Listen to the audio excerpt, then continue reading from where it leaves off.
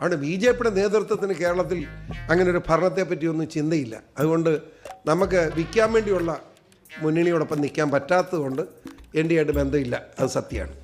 അതായത് ഊളന്മാർ പറയുന്നത് വിശ്വസിക്കാവൂ. ഏറ്റവും ആത്മാർത്ഥതയുള്ള പ്രവർത്തനമുള്ള ഏറ്റവും ശക്തമായ പാർട്ടി ബി ജെ പി തന്നെയാണ് കേരളത്തിൽ.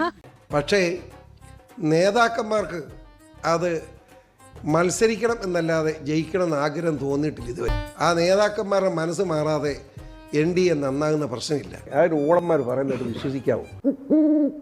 ബി ജെ പിയുടെ അപജയം വളരെ വലുതാണ്.